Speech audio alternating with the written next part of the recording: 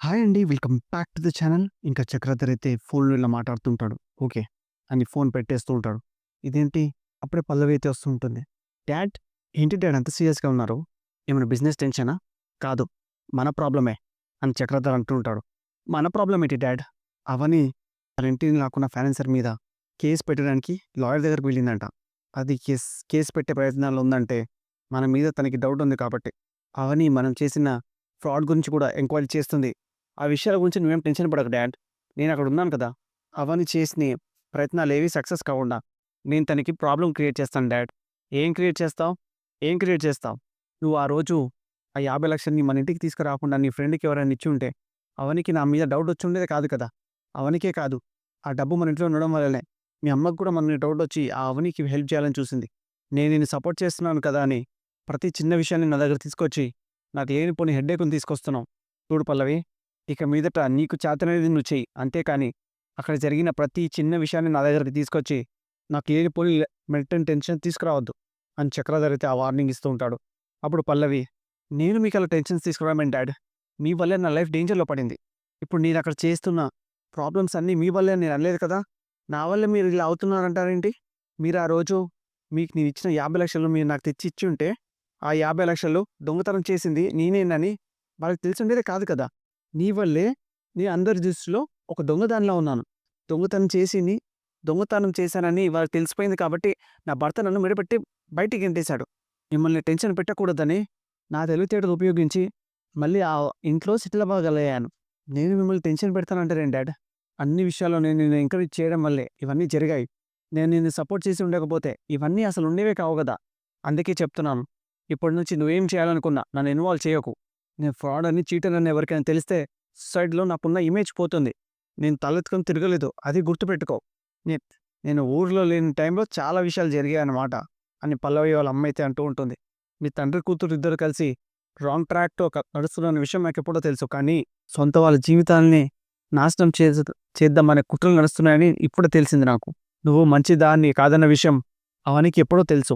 అయినా కూడా నువ్వు నీ భర్తతో కలిసి ఉండేలాగా నీ కాపురాన్ని నిలబెట్టడానికి ఎన్ని ప్రయత్నాలు చేసింది. అలాంటి అవని జీవితాన్ని నాశనం చేయాలనుకుంటున్నావా? మన ఇంట్లో ఆ 50,00,000 చూసినప్పుడే నువ్వే ఆ పని చేసుంటావని నాకు నీ మీద అనుమానం వచ్చింది. నా అనుమానమే నిజమైంది. మా అన్నయ్య, వదినలు చాలా మంచివాళ్ళు. మంచి పరువు గల కుటుంబం. నిన్ను పువ్వులు పెట్టుకొని చూసుకునే మనుషులు వాళ్ళు. అలా ఇంటికి కోడలవ్వాలంటే ఎంతో పుణ్యం చేసుకొనుండాలి. చదువు సంధ్య లేని వాళ్ళు, కూలి పనులు చేసుకున్న పేదవాళ్ళు కూడా ఉన్న దారిలో వాళ్ళ బ్రతుకుల్ని చక్కదిద్దుకుంటున్నారు. వాళ్ళ కాపురాన్ని నిలబెట్టుకొని గర్వంగా తల ఎత్తుకొని బతుకుతున్నారు. దేనికి లోటు లేకుండా అన్నీ ఉన్న నువ్వు మాత్రం ఎదుటి వాళ్ళ కాపురాల్లో నిప్పులు పోస్తూ నీ కాపురాన్ని కూల్చుకుంటున్నావు. నిన్ను కోడల్లా కాకుండా కన్న కూతురులా చూసుకునే వాళ్ళతో మెడబెట్టుకొని బయట గెంటించుకునే పరిస్థితికొస్తావా అని లాగు కొట్టిస్తుంది. అప్పుడు చక్రధర, "ఏయ్! నాకు కూతురే కొట్టావా నువ్వు? సిగ్గు లేకుండా నువ్వు కొడతావా అని అడుగుతావా? నేను చేసిన పని ఈ పాటికి చేసుంటే అది అసలు ఇలా తయారై ఉండేదే కాదు. తండ్రిగా నీతులు చెప్పడం మానేసి బూతులు తీసే బుద్ధులు నేర్పారు. అదేగా అదేనా తండ్రిలా మీ బాధ్యత?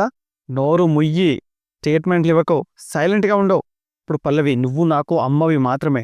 నాకు సలహాలు చెప్పడాలు, కౌన్సిలింగ్ ఇవ్వలాంటివి మాత్రం చేయకు. నేనేం చేయాలో, నా లైఫ్‌ని ఎలా సెట్ చేసుకోవాలో నాకు బాగా తెలుసు అని పల్లవి అయితే వెళ్ళిపోతూ ఉంటుంది. చూసారా? చూసారా? దాని భర్త దాన్ని ఇంట్లో నుంచి గెంటేశాక కూడా దాని పొగరు తగ్గట్లేదు. ఏం మాట్లాడేంటండి? కూతురు జీవితాన్ని చక్కదిద్దాల్సిన బాధ్యత నీకు లేదా? స్టేట్మెంట్లు ఇవ్వొద్దని చెప్పానా? అని చక్రధర్ అయితే వార్నింగ్ ఇచ్చి వెళ్ళిపోతూ ఉంటాడు. అప్పుడే అవని వాళ్ళ ఇంటికి ఏదో కొరియర్ వస్తూ ఉంటుంది. అదే టైంలో కమల్, "ఏంటయ్యా ఏం తీసుకొచ్చారు?" "టీవీ తీసుకొచ్చాం సార్." "టీవీయా? టీవీ మనకెందుకురా?" అని రాజేంద్ర ప్రసాద్ అడుగుతూ ఉంటాడు. అప్పుడు కమల్, "ఓ అమ్మ నువ్వు బోర్ ఫీల్ అవ్వకుండా ఉండడానికి వదిన తీసుకొచ్చినట్టుంది. ఎక్కడ పెట్టాలో చెప్తే అక్కడ ఇన్‌స్టాల్ చేస్తాం సార్" అని చెప్తూ ఉంటారు. అప్పుడు కమల్, "వదిన? వదిన" అని పిలుస్తూ ఉంటాడు. ఇప్పుడు శ్రేయస్, శ్రీకర్ వాళ్ళైతే వస్తుంటారు. "ఏంటి కన్నయ్య?" అప్పుడు రాజేంద్ర ప్రసాద్ ఇలా అడుగుతూ ఉంటాడు. "ఏమ్మా వీళ్ళు టీవీ తీసుకొచ్చారు, నువ్వేమైనా బుక్ చేసావా?" అప్పుడు అవని, "నేనేం బుక్ చేయలేదే." అప్పుడు పార్వతి, "నువ్వు కాదా? మరి ఎవరు చేశారు?" "మేమే కొన్నాం" అని శ్రేయ వాళ్ళైతే అంటూ ఉంటారు. అప్పుడు కమల్, "అబ్బా! ఇన్నాళ్ళకి అందరికీ పనికొచ్చాం. ఒక మంచి పని చేసావు వదిన. సూపర్." ఇప్పుడు పల్లవి అయితే ఇలా అనుకుంటూ ఉంటుంది. ఇంటి ఓనర్ అడ్వాన్స్ అడిగితే ఇవ్వని నువ్వు టీవీ కొన్నాం. అది కూడా ఇంట్లో వాళ్ళ కోసం. అప్పుడు ఆరాధ్య అయితే థ్యాంక్స్ పిన్ని అంటూ ఉంటుంది. నేను మంచిగా కలర్ ఫిల్మ్ చూసుకోవచ్చు. అప్పుడు బామ్మ, రాత్రులు సరిగా నిద్ర పట్టి చావట్లేదు. నిద్రొచ్చే వరకు టీవీ చూసుకోవచ్చు. మంచి పని చేసావు శ్రేయ అని బామ్మ అయితే అంటుంది. అప్పుడు కమల్, వీళ్ళు టీవీ ఇన్స్టాల్ చేయమంటున్నారు, హాల్లోనే పెట్టించమంటావా? ఈ టీవీ ఆ రైట్ సైడ్ గదిలో ఇన్స్టాల్ చేయండి అని శ్రేయ అయితే అంటూ ఉంటుంది. ఇప్పుడు కమల్, అదేంటి వదినా, హాల్లో అయితే అందరు కూర్చొని చూస్తే బాగుంటుంది కదా, గదిలో పెట్టించమంటావేంటి? టీవీ కొన్నది పిల్లలు సీరియల్స్ చూడడానికి, ముసలి వాళ్ళు సీరియల్స్ చూడడానికి కాదు.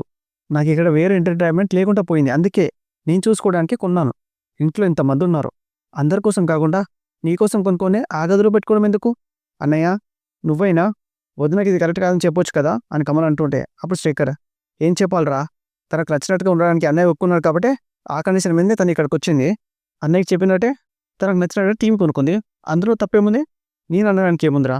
అప్పుడు అక్షయ్, నేను నీకు నచ్చినట్టుగా ఉండమన్నాను కరెక్ట్గా, కానీ మన ఇంటి పరిస్థితులు ఏంటో నీకు తెలుసు. హౌస్ ఓనర్కి అడ్వాన్స్ ఇవ్వలేము కూడా, అడ్వాన్స్ డబ్బులు కూడా పూర్తిగా ఇవ్వలేదు ఈ సిచ్యువేషన్లో. ఇప్పుడు ఈ టీవీ కొనడం అవసరమా?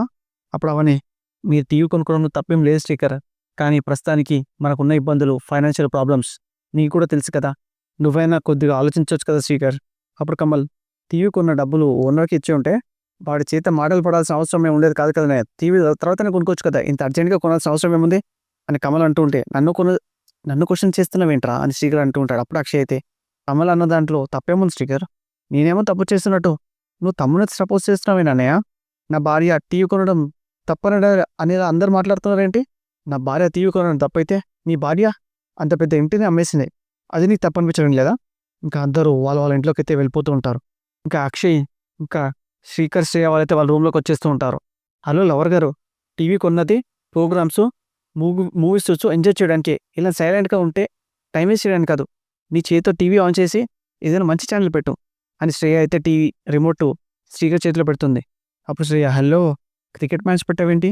వాళ్ళు అక్కడ 4, 6 చూస్తుంటే మనం ఇక్కడ గ్రౌండ్లో కూర్చున్న ఆడియన్స్లా చప్పట్లు కొడుతూ విజిల్స్ కొట్టాలా? నాకు నచ్చింది పెట్టమని నువ్వే చెప్పావుగా, అయితే క్రికెట్లు, బాక్సింగ్లు పెడతావా?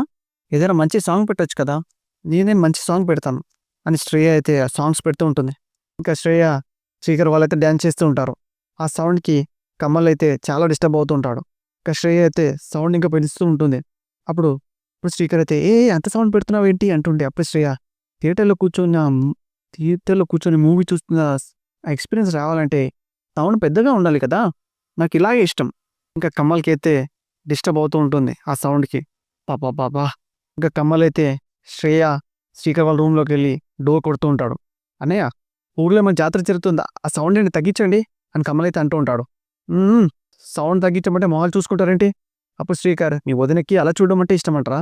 అంటే ఇంట్లో వాళ్ళు నిద్రపోక్కర్లేదా? అప్పుడు శ్రేయ, ఏం మాట్లాడుతున్నావు నువ్వు? ఎవరు డిస్టర్బ్ అవుతారని సైలెంట్ మోడ్లో చూడమంటున్నావా? సైలెంట్ మోడ్లో చూడమని చెప్పట్లేదు, కొంచెం సౌండ్ తగ్గించుకోమని చెప్తున్నాను. ఇది మా గది, మా టీవీ, మా ఇష్టం, తగ్గించమని చెప్పడానికి నువ్వెవరు? ఇంకా శ్రేయ అయితే ఇంకా సౌండ్ పెంచుతూ ఉంటుంది. సౌండ్ తగ్గించమని చెప్తే మళ్ళీ పెంచి ఆర్గ్యుమెంట్ చేస్తావేంటి అని కమల్ అయితే తిడుతూ ఉంటాడు. అప్పుడు శ్రేయ అయితే శ్రీకర్తో, చూసావా, అది తన సొంత పిల్ల మీద అరిచినట్టు నా మీద ఎలా అరుస్తున్నాడు కమల్, ఏం మాట్లాడవేంటి అని శ్రీకర్ అయితే అడుగుతూ ఉంటుంది. శ్రేయ, ఈ ఇంట్లో ఉండడానికి, తినడానికి, టీవీ చూడడానికి అన్నిటికీ రిస్ట్రిక్షన్సేనా? వాళ్ళు చెప్పినట్టుగా వినడమే తప్ప మనకు నచ్చినట్టుగా ఉండే స్వేచ్ఛత కూడా లేదా? కమల్, ఈ వదినకి పెద్ద సౌండ్తో ఉండడమే చూడడమే ఇష్టం, దాన్ని కూడా పెద్ద సీన్ చేస్తున్నావేంటి? ఇంట్లో వాళ్ళు నిద్రపోకుండా పెద్ద సౌండ్ పెట్టి నేను కూడా చేస్తున్నానంటావేంటి? కొంచెమైనా కామన్ సెన్స్ ఉందా అసలు నీకు? ఇప్పుడు శ్రేయ, చూసావా శ్రీకర్, నీ తమ్ముడు నిన్ను కామన్ సెన్స్ లేదంటున్నాడు. నేను మా అన్నయ్యతో మాట్లాడుకుంటుంటే నువ్వెందుకు ఎక్కిస్తున్నావు? నువ్వు నాకు బుద్ధి లేదంటావు ఏంట్రా? అసలు అది ఉంటే అసలు బిహేవ్ చేసేవాడే కాదు అని కమల్ అంటుంటాడు. అప్పుడు శ్రేయ, మా బిహేవియర్ గురించి, మా క్యారెక్టర్ గురించి నువ్వు ఎవడరా మాట్లాడడానికి? మేము ఇలాగే టీవీ చూస్తాం, సౌండ్ తగ్గించము, కావాలంటే పెంచుతాను అని శ్రేయ అయితే ఇంకా సౌండ్ పెంచుతూ ఉంటుంది. రాత్రిపూట మా గదిలోకి వచ్చి మా ప్రైవసీని డిస్టర్బ్ చేసావా? నీకు అసలు కామన్ సెన్స్ ఉందా? పో బయటికి అని శ్రేయ అయితే అంటూ ఉంటుంది. వెళ్ళు, ఇలా కాదు, నేను చెప్తా వీళ్ళ సంగతి అని కమల్ అయితే బయటికి వెళ్ళిపోతూ ఉంటాడు. ఇంకా శ్రేయ అయితే డోర్ క్లోజ్ చేసి, మీ వద్దిన మీ తమ్ముడు చెప్పినట్టే వింటాలా, ఉండాలా మనం? గట్టిగా మాట్లాడేసరికి ఇలా సైలెంట్గా వెళ్ళిపోయి చూసావా, ఇదే ఫాలో అవ్వాలి మనం. మెత్తగా ఉంటే అందరూ ఎక్కి తొక్కేయాలని చూస్తుంటారు, మన ఇంట్లో జరిగే గొడవల గురించి ఎందుకు, కానీ మనం డ్యాన్స్ కంటిన్యూ చేద్దాం అని శ్రేయ ఇంకా డ్యాన్స్ చేస్తూ ఉంటుంది. ఇంకా కమల్ అయితే హాల్లోకి వచ్చి చెప్తా వీళ్ళ సంగతి అని అనుకుంటూ ఉంటాడు.